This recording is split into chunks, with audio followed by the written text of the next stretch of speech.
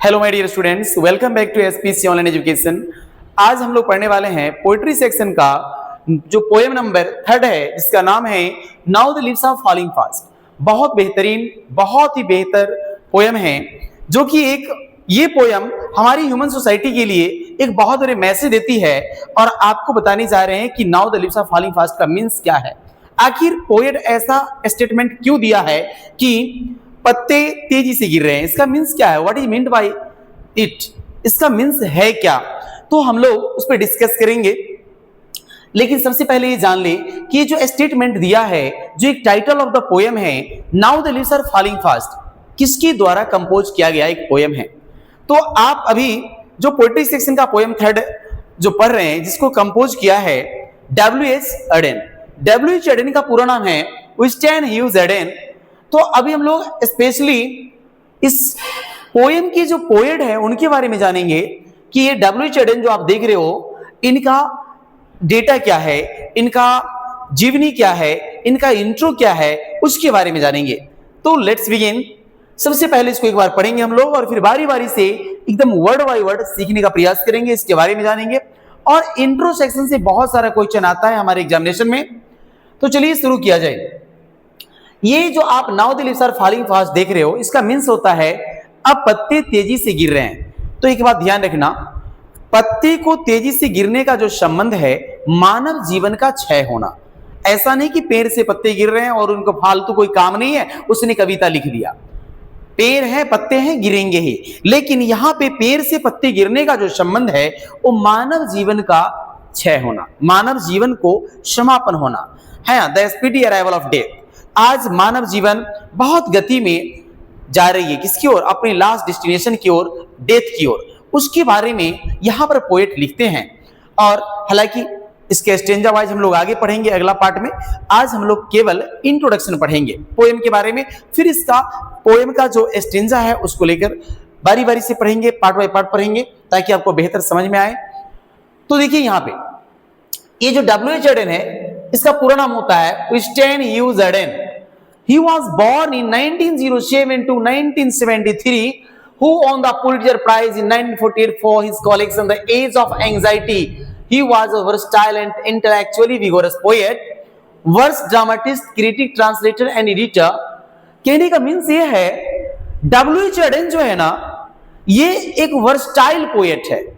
It means बहुउद्देशीय कवि, बहुत सारे क्षेत्रों में इन्होंने काम किया है। अब देखिए, उन बहुत सारे क्षेत्रों में काम करने के लिए उनको एक प्राइज भी दिया गया है, उस प्राइज का नाम है पुलिट्जर प्राइज।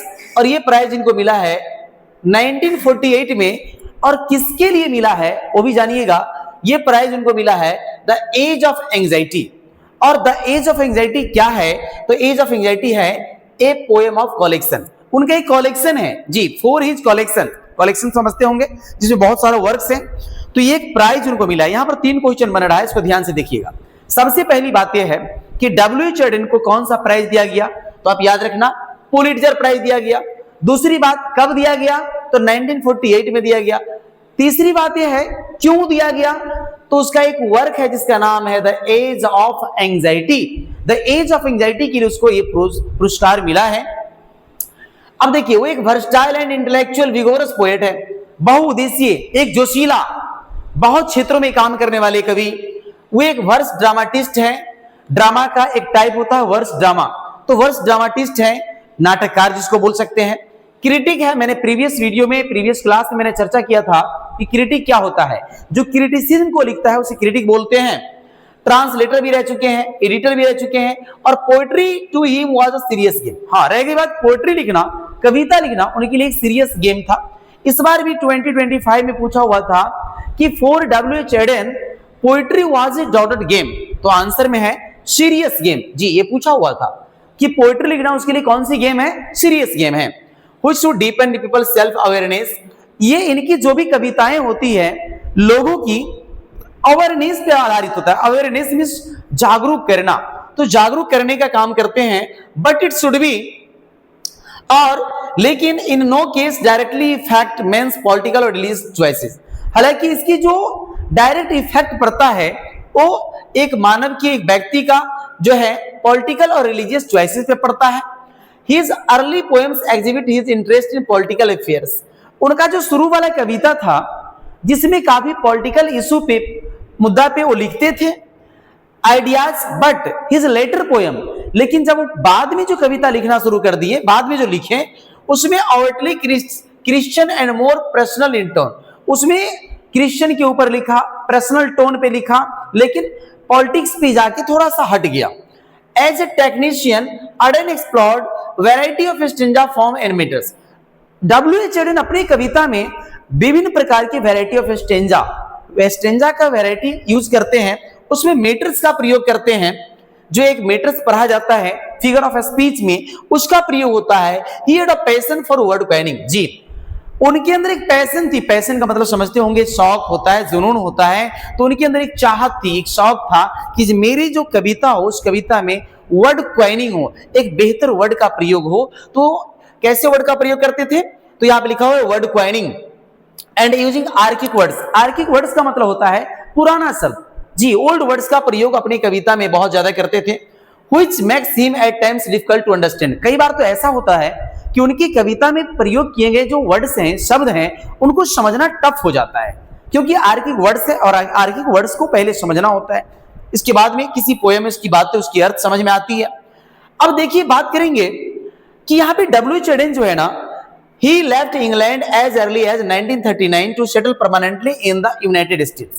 इनका जन्म जो है इंग्लैंड में हुआ था और इंग्लैंड में ही इन्होंने बहुत सारा लाइफ बिताया। नहीं, आप देख रहे हो, इसका जन्म तो इसे 1907 में हुआ है, लेकिन 1939 तक, 1939 तक कहाँ रहे? इंग्लैंड में। ये आपका अर्ली फेज है इसका, है ना, जिसको आप ब्रिटिश फेज कह सकते हो। इसके जीवन काल में दो फेज आया, एक ब्रिटिश और दूसरा अमेरिकन। तो ये अपने जीवन काल में, जीवन से लेकर अर्थात जन्म से लेकर 1939 जो है 1939 तक का जो समय बिताया है उसको ब्रिटिश फेज का नाम दिया गया है। तो उन्होंने ही लेफ्ट इंग्लैंड, 1939 में उन्होंने इंग्लैंड को छोड़ दिया और settle permanently in the United States, और यूएस में, यूनाइटेड स्टेट्स में परमानेंटली सेटल हो गए हैं। Auden's work is divided into the British and American phases. मैंने आपको अभी बताया W.H. एडेन का जो वर्क्स है, वर्क्स का मतलब रचना, उसको दो पार्ट में बांटा गया, दो फेज है, एक अमेरिकन फेज है और एक ब्रिटिश फेज है। आपसे पूछ देगा कि ब्रिटिश फेज कब से कब तक है, तो ब्रिटिश फेज इंग्लैंड में जब तक वो रहे, जब तक वो इंग्लैंड में थे उसको ब्रिटिश फेज कहा गया, और जब वो अमेरिका चले गए, परमानेंटली वहां सेटल हो गए, और वहां जाने के बाद उन्होंने जो भी वर्क किया लिटरेचर में, उसे अमेरिकन फेज के नाम से जाना जाता है।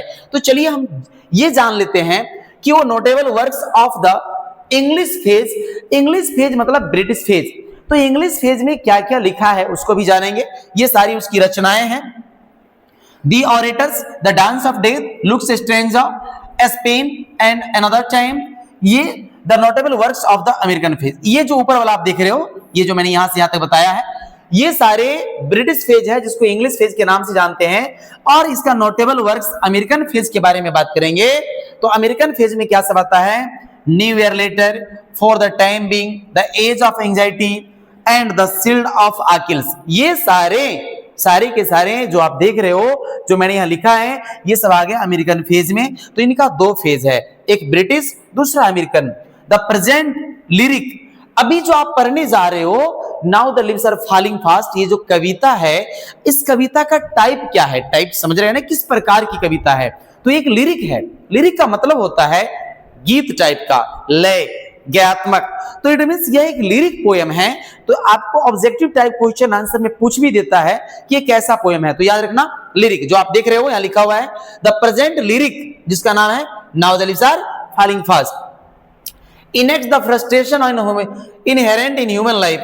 ये कविता मानव जीवन के एक फ्रस्ट्रेशन पे चर्चा करता है, and that are not fulfilled, that the sense of loneliness in which every individual lives and dies। हर व्यक्ति अपने जीवन में जीता है और अपना जो भी ये काम करता है और फाइनली वो डेथ की ओर जाता है। अपने मंजिल, उसका जो है आखिरी मंजिल डेथ है, तो वहां जाता है। इसीलिए इस टॉपिक का नाम है क्या नाम है? Now the leaves are falling fast. तो हम लोग अभी पढ़ रहे थे इसका इंट्रोडक्शन, और फिर इसके नेक्स्ट पार्ट में लेकर उपस्थित होंगे स्टेंजा वाइज स्टेंजा, जो पूरा पोएम पढ़ाएंगे। तो आज के लिए काफी है। Thank you for watching this video. Have a nice day.